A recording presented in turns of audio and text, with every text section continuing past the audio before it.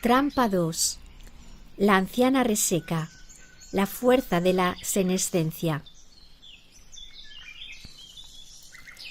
En la interpretación de los sueños y de los cuentos de hadas, quienquiera que posea el transmisor de actitudes, es decir, el carruaje dorado, es el principal valor que pesa sobre la psique, empujándola hacia adelante, obligándola a seguir la dirección que a él le interesa. En este caso, los valores de la anciana propietaria del carruaje empiezan a empujar a la psique. En la psicología junguiana clásica, la figura arquetípica del anciano se denomina a veces la fuerza senex. En latín, senex significa anciano. Más concretamente y sin distinción de sexos, el símbolo de los ancianos se puede interpretar como la fuerza senescente, una fuerza que actúa en la forma que es propia de los ancianos. En los cuentos de hadas, esta fuerza senescente está simbolizada por una persona anciana que a menudo se representa de una forma desequilibrada para dar a entender que el proceso psíquico de la persona también está desarrollando un comportamiento desequilibrado. Idealmente, una anciana simboliza la dignidad, la capacidad de aconsejar, la sabiduría, el conocimiento de la propia persona, la tradición, la definición de los límites y la experiencia, y con una buena dosis de malhumorada, envidiosa, deslenguada y coquetuela desfachatez para redondear la cosa. Sin embargo, cuando la anciana de un cuento de hadas utiliza estos atributos negativamente, tal como ocurre en las zapatillas rojas, se nos advierte de antemano de que ciertos aspectos de la psique que deberían conservarse templados están a punto de quedarse congelados en el tiempo.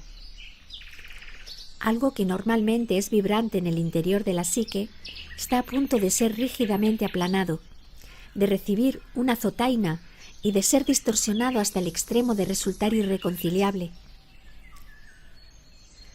Cuando la niña sube al carruaje dorado de la anciana y entra posteriormente en su casa, está atrapada con tanta certeza como si deliberadamente hubiera introducido la mano en un cepo.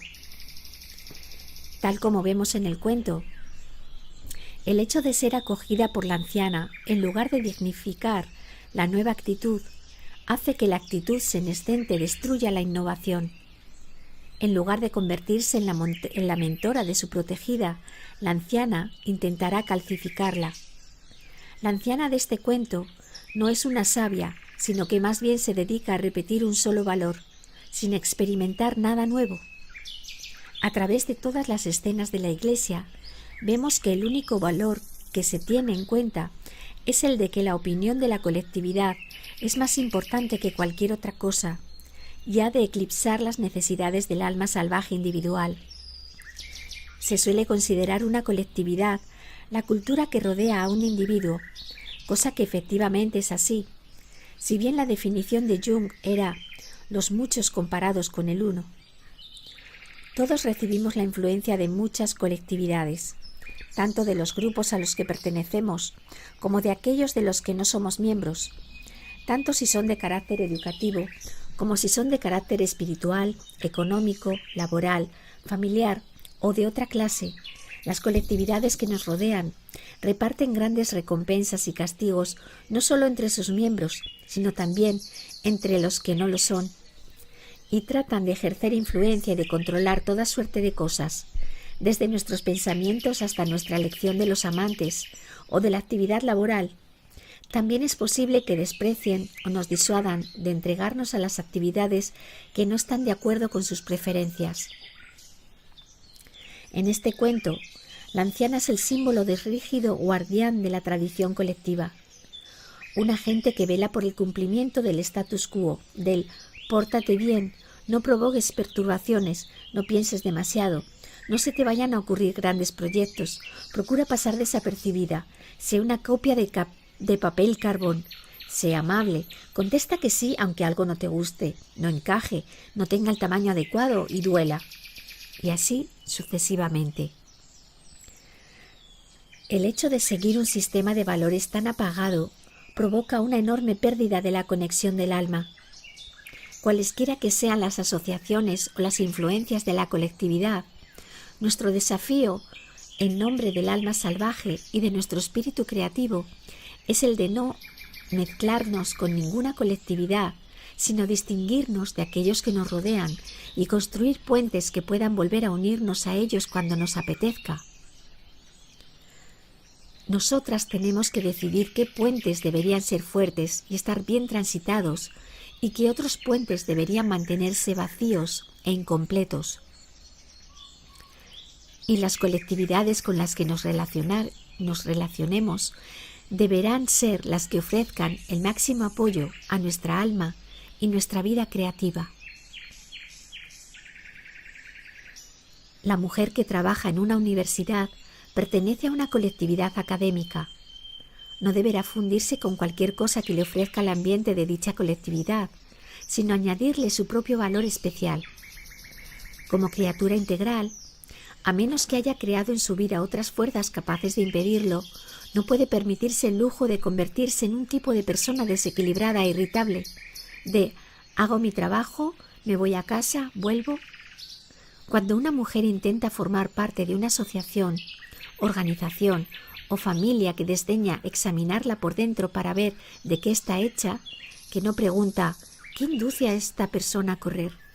Y que no se esfuerza en absoluto en plantearle retos o en animarla en toda la medida de sus posibilidades, su capacidad de prosperar y crear disminuye considerablemente.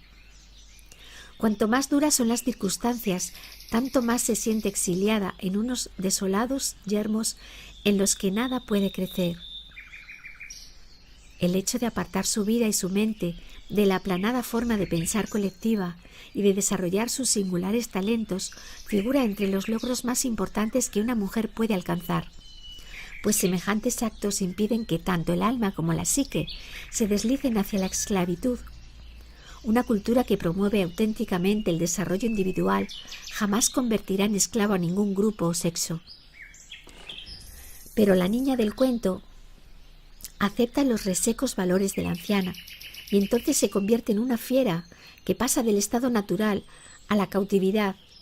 Muy pronto será arrojada al yermo de los diabólicos zapatos rojos, pero sin la ayuda de su innata intuición e incapaz, por tanto, de percibir los peligros.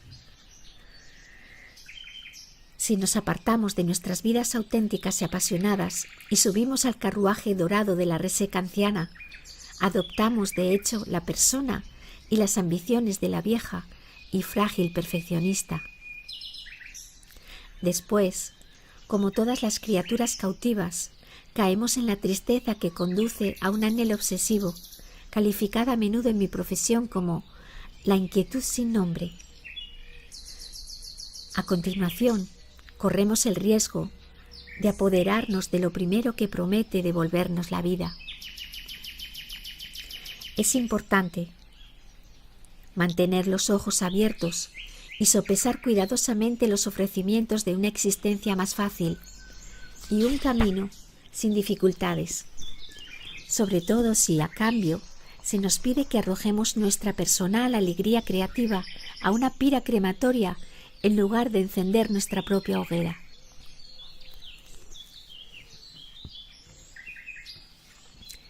Te acompaña en la lectura Gabriela Robles.